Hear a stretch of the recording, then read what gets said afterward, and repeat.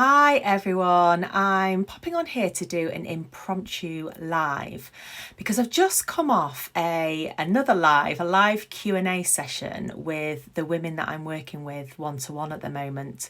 So they asked me some fabulous questions actually that are just so relevant to us all in perimenopause and menopause.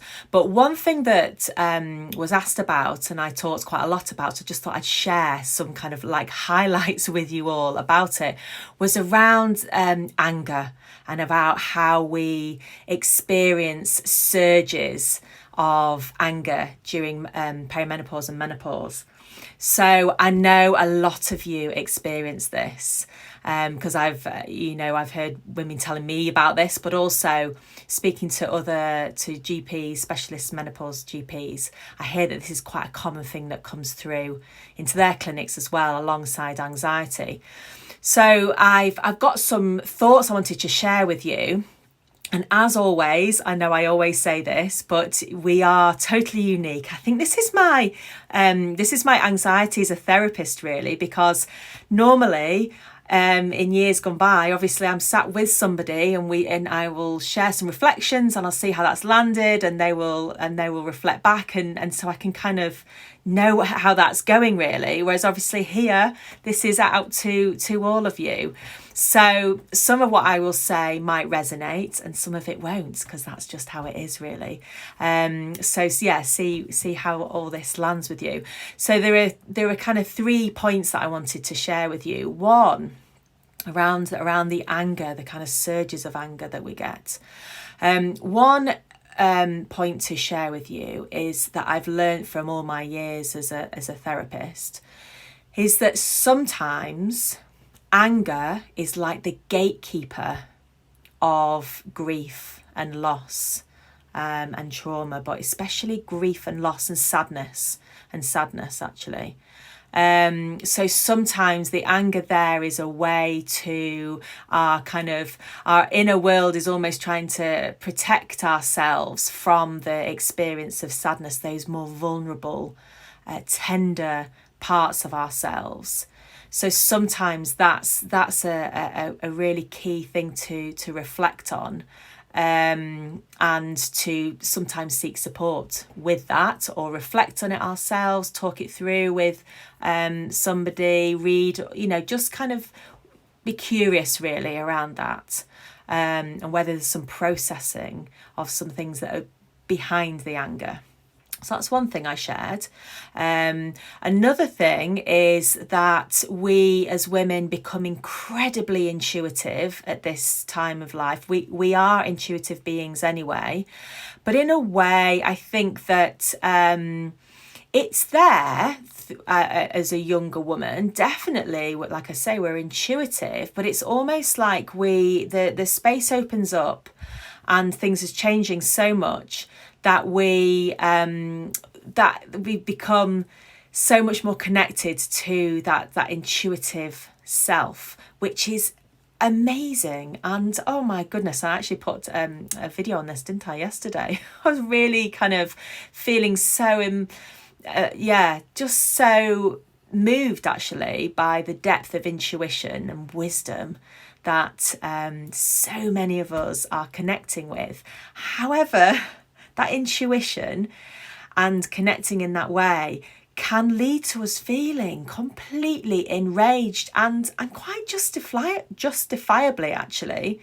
So we become it's almost like the veils have lifted and we are just so aware of what is not right in the world, what is wrong with the world, all that kind of stuff. It's just becomes so obvious. And this is what happens in a little way every menstrual cycle. So just before we bleed, we become, again, the veils have lifted. And it's like when estrogen like sort of smooths over things, it's like the summer sun. And it's when that kind of drops off, it's like, oh, actually, reality is this. And it's not okay, whatever it might be, big stuff in the world or personal stuff in the community, whatever it might be. And I actually really celebrate that. I think that's amazing and incredible, but I do know how hard it is to have those surges, and to have that deep intuition, because it's not celebrated at all, is it, in society? I mean, if anything but. And that's an issue as well. So with groups of people who have been repressed, and there are lots of different groups like this in society, but women around this phase of life, definitely, we've been repressed in lots of ways, and so it's almost kind of like, it's pressure cooker, and we just want to kind of pop and explode. However, we're kind of told, aren't we, not to express anger, So I think the key that I want to share with you, the kind of something to reflect on about all of this, is the word discernment. And this is what I mentioned in my live Q&A with the ladies, and talked about it in depth. This idea of discernment, and really we need to learn how to pause and sort of step away from whatever it might be. Here we're talking about the anger, but how to sort of step back from it. And that's a really fabulous psychological skill that I teach, and it comes from the approach from acceptance and commitment therapy. How to untangle yourself, because we're just kind of wrapped up quite often in our anger and anxiety, but I'm talking about anger today. But we're wrapped up in it, and how do we untangle ourselves, step back, and then be really discerning about what do we kind of speak up about, and how, and be very, very much more conscious around that, rather than just kind of popping all over the place and being all kind of almost uncontained with it.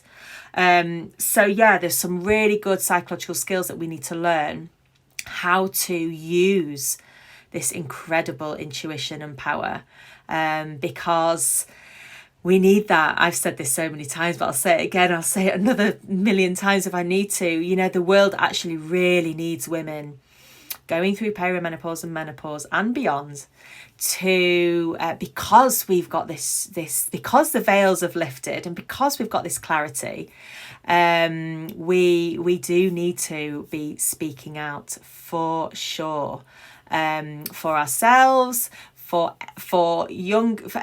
everything and everyone, really. That's quite a big that's a big demand, a big task for us, isn't it, to save the world? But in our own little ways, we can. So I want to reflect that I understand, I feel the strength of the anger and how frightening that is at times. However, there are ways for you to be supported to either look behind the anger or connect with that and be discerning and use that as a power and a force for good. All right, then, I'll leave it there for today. Until next time, see you. Bye.